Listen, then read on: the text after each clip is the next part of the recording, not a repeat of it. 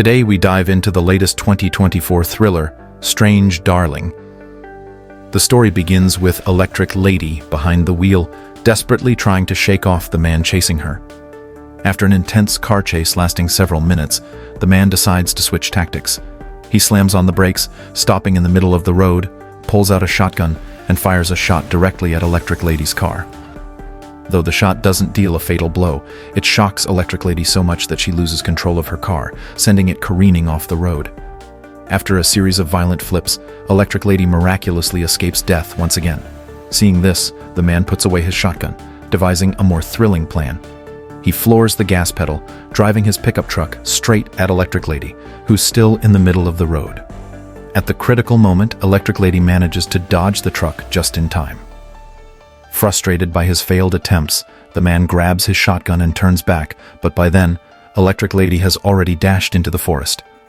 Not long after running, Electric Lady stumbles upon signs of human habitation. She finds half a bottle of liquor and a partially used pack of cigarettes, which she uses to patch herself up. With sheer determination, she tears off the duct tape stuck to her ear, then takes a swig of the liquor to steady her nerves.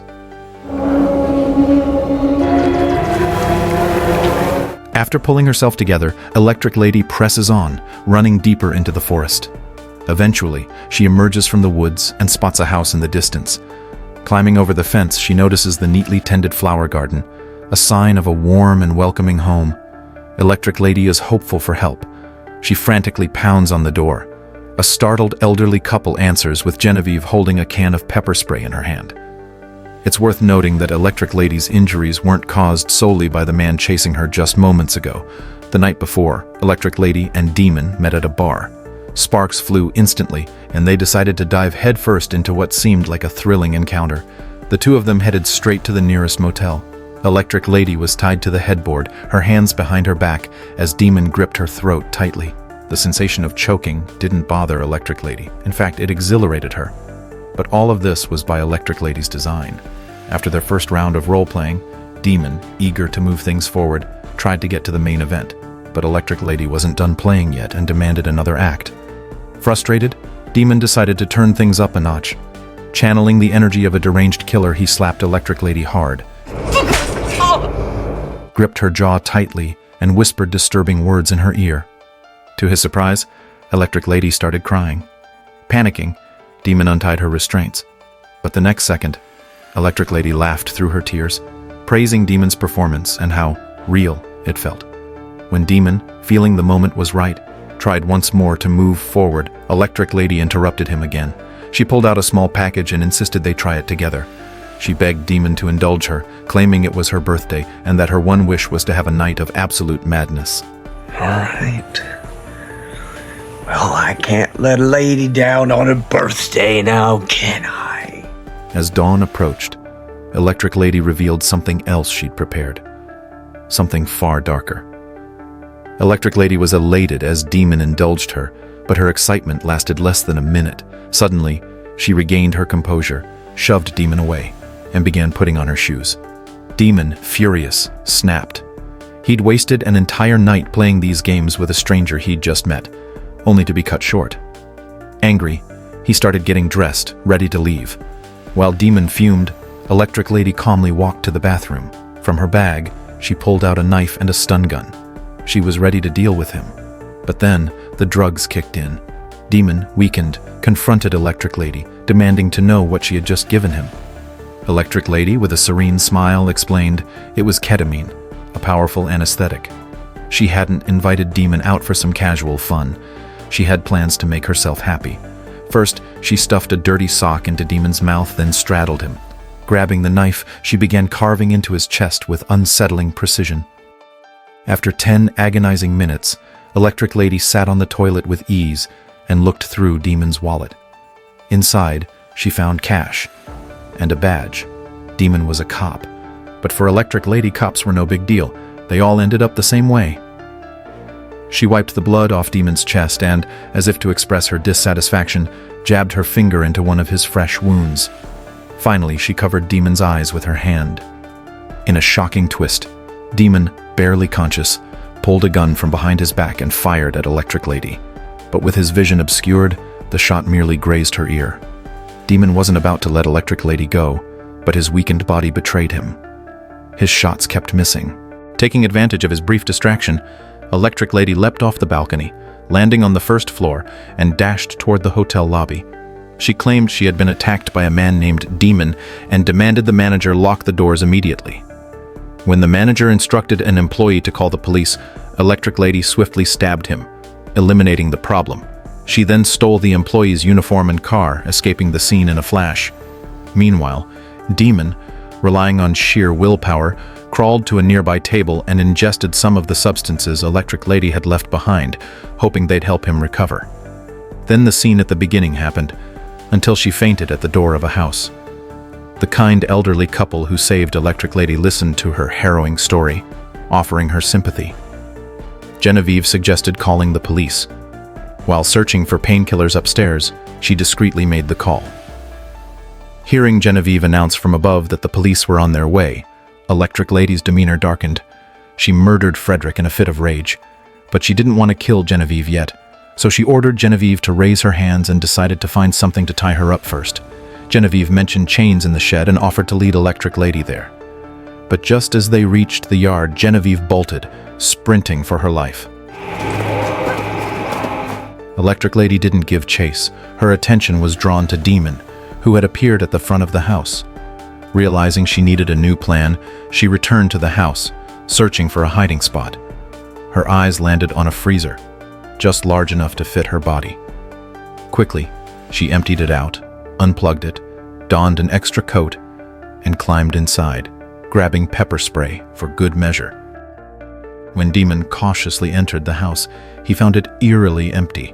Spotting Frederick's body in the dining room, he confirmed Electric Lady had been there but wasn't sure if she was still around. Outside in the yard, a trail of frozen food gave him a clue. He located the freezer and fired a shot without hesitation.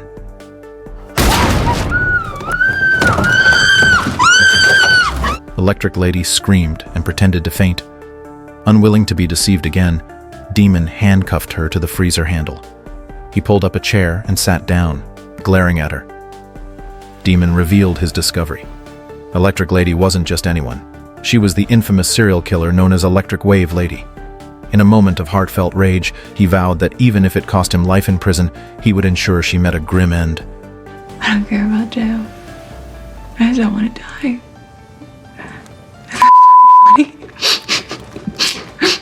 Even when we know we're going to spend the rest of our lives in a tiny little cage, we will fight to stay alive. But his emotions clouded his judgment. Seizing the opportunity, Electric Lady sprayed pepper spray in his face. Disoriented, Demon fell victim to her next move. She bit into his carotid artery with brutal force.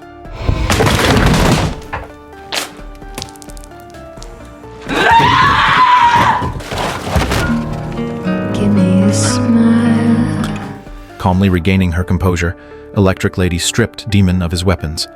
With no time to search for the handcuff key, she improvised. As she deliberated her next step, the police arrived at the door. Thinking quickly, she removed her pants to stage the scene, making herself appear as a victim. The next moment, 2 police officers burst into the room. Just as Electric Lady had hoped, one of them was a young female officer. Her chances of manipulating the situation just got better. The female officer, seeing Electric Lady lying on the ground crying, disheveled and half-dressed, immediately felt a wave of pity. She insisted on uncuffing her to help. But the male officer cautioned, "We can't release her until we know exactly what's happened. Let's wait for the homicide team to arrive. They'll sort this out." The female officer ignored him, adamant that Electric Lady needed immediate medical attention and should be taken to the hospital first. We don't even know if she's a victim yet. We need to find that out first. That's protocol. Hearing their exchange, Electric Lady began her performance, thrashing about wildly as if she were seizing.